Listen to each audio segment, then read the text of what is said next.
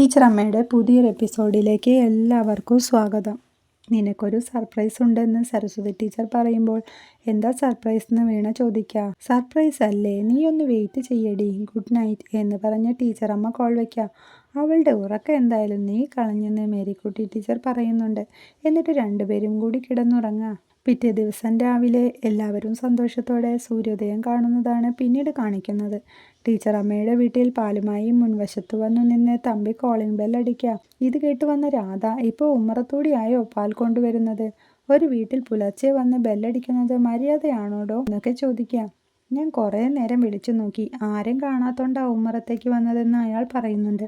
തനിക്ക് ഇത്ര നേരം പറഞ്ഞത് മനസ്സിലായില്ലേ എന്ന് ചോദിച്ച് പാൽ അടുക്കള ഭാഗത്തേക്ക് കൊണ്ടുവന്ന് തരാൻ പറയുന്നുണ്ട്. അടുക്കള ഭാഗത്തെത്തിയ അയാളുടെ കയ്യിൽ നിന്ന് രാധ വന്ന് പാൽ വാങ്ങി കൊണ്ടുപോവുക. അയാൾ തിരിച്ചു പോകുമ്പോഴാണ് ജോലിക്കാരി മോളി വരുന്നത് കാണുന്നത്. പെട്ടെന്ന് ചെല്ല്, ഇല്ലല്ല അതിൻ്റെ വായിലിരിക്കുന്നത് കേൾക്കാന്ന് തമ്പി പറയാ. എൻ്റെ അടുത്ത് പറഞ്ഞാലേ നല്ലത് കേൾക്കും, ഇന്നലെ ടീച്ചറെ വിചാരിച്ചിട്ടാ ഞാൻ ഒന്നും പറയാഞ്ഞത് എന്ന് അവർ പറയുമ്പോൾ, ഇവർക്ക് ടീച്ചറിൻ്റെ സ്വഭാവമല്ല, ടീച്ചറെ കളഞ്ഞിട്ട് പോയ പട്ടാളക്കാരൻ്റെ സ്വഭാവമെന്ന് തമ്പി പറയാം. എന്തോ ആയിക്കോട്ടെ എന്ന് പറഞ്ഞ് മോളി വീട്ടിലേക്ക് പോകുന്നുണ്ട്. മോളി അടുക്കളയിലെത്തുമ്പോൾ രാധാവിടെ അറപ്പോടെ പാത്രം കഴുകിക്കൊണ്ടിരിക്കുക.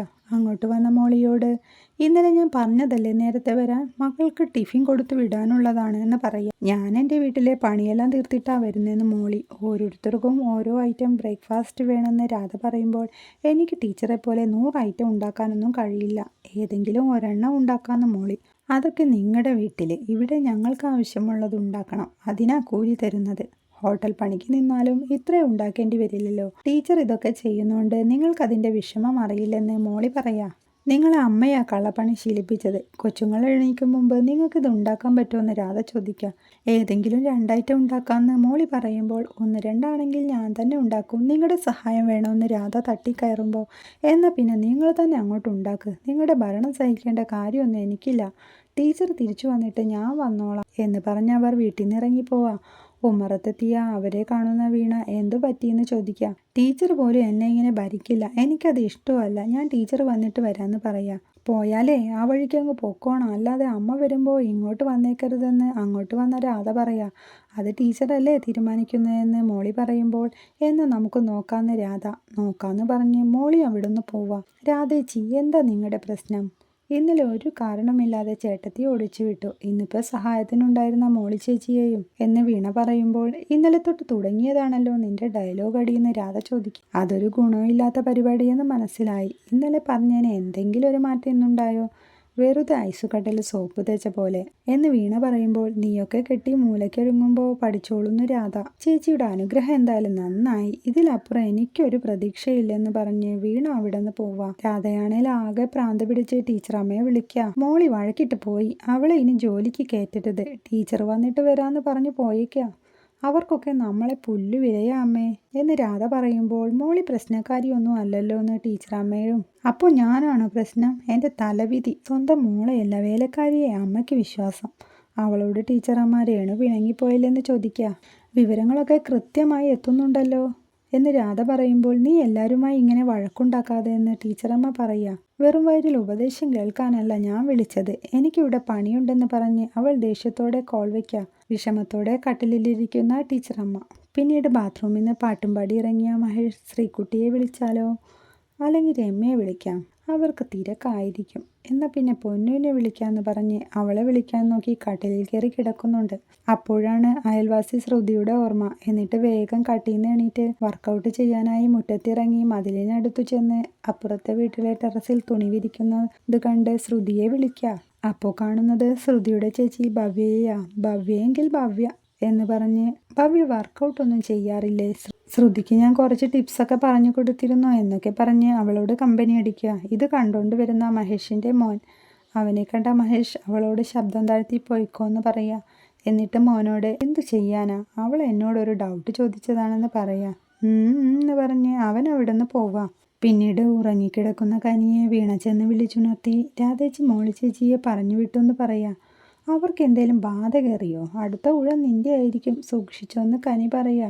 എന്നെ എങ്ങോട്ട് ഓടിക്കാൻ, നീ സൂക്ഷിച്ചോന്ന് വീണയും. അപ്പോഴാണ് വീണയ്ക്ക് ടീച്ചർ അമ്മയുടെ കോൾ വരുന്നത്. കുഞ്ഞി, മോള് പിണങ്ങിപ്പോയോ? പോയി, രാധേച്ചി വിളിച്ചോ? ആ വിളിച്ചോന്ന് ടീച്ചറമ്മ, അതിന് പറഞ്ഞതിന് എനിക്ക് കിട്ടി കെട്ടിയൊരു മൂലക്കിരിക്കുമ്പോൾ ഞാൻ പഠിക്കുന്നു. അതൊരു ശാപവാക്കല്ലേ? അങ്ങനെ പറയാൻ പാടുണ്ടോ? മോളി ഇനി വീട്ടിൽ കേട്ടണ്ടെന്ന് രാധ പറയുന്നതെന്ന് ടീച്ചറമ്മ പറയുമ്പോൾ വട്ടു കേസ് പോവാൻ പറയാമ്മേ. അമ്മ ഇതൊന്നും ആലോചിക്കാതെ യാത്ര എൻജോയ് ചെയ്യാൻ നോക്കെന്ന് വീണ പറയാ. കുളി കഴിഞ്ഞിറങ്ങിയ മേരിക്കുട്ടി ടീച്ചർ ഞാൻ കുളിക്കാൻ കയറിയപ്പോഴേക്കും നീ ഫോൺ എടുത്തല്ലേന്ന് ചോദിക്കാം. ഇത് കേട്ട് ശരിയമ്മയെന്ന് പറഞ്ഞ് വീണ കോൾ വയ്ക്കാം. ഇത് നിന്റെ കയ്യിലിരുന്നാൽ ശരിയാവില്ല. ടൂർ കഴിഞ്ഞ് തരാമെന്ന് പറഞ്ഞ് മേരിക്കുട്ടി ടീച്ചർ ഫോൺ വാങ്ങി വയ്ക്കുക. കുളിച്ചൊരുങ്ങുന്ന മേരിക്കുട്ടി ടീച്ചറോട് ഞാൻ വീട്ടിലേക്ക് പോയാലോ? അവിടെ ആകെ പ്രശ്നമെന്ന് ടീച്ചറമ്മ പറയുമ്പോൾ നീ ഇല്ലാത്ത പ്രശ്നങ്ങളല്ലേ, അത് അവരും ഒന്ന് അറിയട്ടെ. അങ്ങനെ കണ്ടാൽ മതി. അതിന് ഞാനില്ലെങ്കിൽ പ്രശ്നം കൂടുതൽ വഷളാകും. ഇവിടെ നിന്ന് നാട്ടിലേക്ക് ബസ്സില്ലേ, ഞാൻ പോട്ടെ എന്ന് ടീച്ചറമ്മ പറയുമ്പോൾ ഇതുകൊണ്ടാണ് നിന്നോട് ഫോൺ എടുക്കണ്ടെന്ന് പറഞ്ഞത്. എന്ത് പ്രശ്നം ഉണ്ടെങ്കിലും നാട്ടിൽ പോയിട്ട് പരിഹരിക്കാം. നീ ടൂർ എൻജോയ് ചെയ്യേ. മൂടിയായി നിന്ന് മറ്റുള്ളവരുടെ മൂഡ് കൂടി കളയല്ലേ എന്ന് മേരിക്കുട്ടി ടീച്ചർ പറയുമ്പോഴാണ് ജോൺ റെഡി ആയില്ലേ എന്ന് ചോദിച്ച് അങ്ങോട്ട് വരുന്നത്. റെഡിയായെന്ന് പറഞ്ഞ് മേരിക്കുട്ടി ടീച്ചറും സരസ്വതി ടീച്ചറും ഡോറൊക്കെ പൂട്ടി പുറത്തോട്ടിറങ്ങാം. പിന്നീട് കാണിക്കുന്നത് ടീച്ചറമ്മയുടെ വീട്ടിൽ രാവിലെ തന്നെ വീണ പഠിക്കാനിരിക്കുമ്പോൾ കല്ലു അങ്ങോട്ട് വരുന്നതാണ്. ഇന്ന് അവധിയല്ലേ, അമ്മമ്മ ഇല്ലാത്തതുകൊണ്ട് നല്ല ബോറ് എന്ന് പറയുന്നതിനിടയ്ക്ക് കാവ്യ അങ്ങോട്ട് വരിക. കാവ്യ ചെന്ന് കനിക്കുഞ്ഞ് എണീറ്റില്ലേ എന്ന് ചോദിക്കുക. ഇത് കേട്ട് കനി എഴുന്നേൽക്കുമ്പോൾ എണീറ്റിട്ടും വലിയ കാര്യമൊന്നുമില്ല. അടുക്കളയിൽ അമ്മമ്മയില്ല, അമ്മയില്ല. നിന്റെ പാചകക്കില്ലാടി അമ്മ എവിടെയെന്ന് കനി ചോദിക്കുമ്പോൾ പാചകക്കില്ലാടിയല്ല, വാചകക്കില്ലാടി. വാചകം അടിച്ചു ക്ഷീണിച്ചപ്പോൾ പോയി കിടന്നു. നമ്മളിനി എന്ത് ചെയ്യുമെന്ന് കനി ചോദിക്കുമ്പോൾ നമുക്ക് 5 പേർക്കും കൂടി അടുക്കളയിൽ കയറിയാലോ? പാചകം ചെയ്യുമ്പോൾ ബോറടിയും മാറുമെന്ന് വീണ പറയാ. ഇത് കേട്ട് എല്ലാവരും എണീറ്റ് അടുക്കളയിലേക്ക് പോവുക. കട്ടിലിൽ കിടന്ന് ഫോൺ നോക്കുന്ന മഹേഷിനെയും കൂടെ ഇരുന്ന് പടം വരയ്ക്കുന്ന മോനെയുമാണ് കാണിക്കുന്നത്. മഹേഷ് തൻ്റെ ഗേൾഫ്രണ്ട് പൊന്നൂന് വോയിസ് മെസ്സേജ് അയക്കുക. ഇത് കാണുന്ന ഋതുക്കുട്ടൻ അച്ഛൻ എപ്പോഴും ഫോണിലാണെന്ന് ഞാൻ അമ്മയോട് പറയുന്നുണ്ടെന്ന് പറയാം. അച്ഛന് ബിസിനസ് കാര്യങ്ങളില്ലേ ഋതു എന്ന് മഹേഷ് ചോദിക്കുക. അച്ഛൻ്റെ ബിസിനസ് എന്താന്ന് എനിക്കറിയാമെന്ന് പറഞ്ഞ് കാവ്യ വന്ന് വിളിക്കുന്നത് കണ്ട് ഋതുക്കുട്ടൻ എണീറ്റ് പോവുക. ഈ ചെക്കൻ ഇനി എന്തേലും മനസ്സിലായോ? ഇനി അവിടെ ചെന്ന് പറഞ്ഞു കൊടുക്കുമെന്നൊക്കെ മഹേഷ് ആലോചിക്കുക. പിന്നീട് അടുക്കളയിൽ വീണ പാചകം ചെയ്യുന്നത് കണ്ട് എന്താ ഉണ്ടാക്കുന്നതെന്ന് കുട്ടികൾ ചോദിക്കുക. ഓട്സ് കൊണ്ടൊരു സ്പെഷ്യൽ ഐറ്റമാണെന്ന് വീണ പറയുന്നുണ്ട്. ഇന്നലെ അമ്മ ആൻറ്റി ഉണ്ടാക്കിയത് സഹിച്ചു, ഇനി കനിക്കുഞ്ഞിൻ്റെ സഹിക്കണമെന്ന് കാവ്യ പറയുന്നുണ്ട്. പിന്നീട് കാണിക്കുന്നത് ടീച്ചറും കൂട്ടരും കന്യാകുമാരിയിലെ അമ്പലത്തിൽ പോകുന്നതാ. അവിടെ നിന്നിറങ്ങിയ അവർ വിവേകാനന്ദ പാറയിലേക്ക് പോകുമ്പോൾ ഇതിനിടയ്ക്ക് വിഷമത്തോടെ നടക്കുന്ന ടീച്ചറെ കാണിക്കുന്നിടത്താണ് ഇന്നത്തെ എപ്പിസോഡ് അവസാനിക്കുന്നത്. വീഡിയോ ഇഷ്ടമായാൽ സപ്പോർട്ട് ചെയ്ത് സബ്സ്ക്രൈബ് ചെയ്യണേ.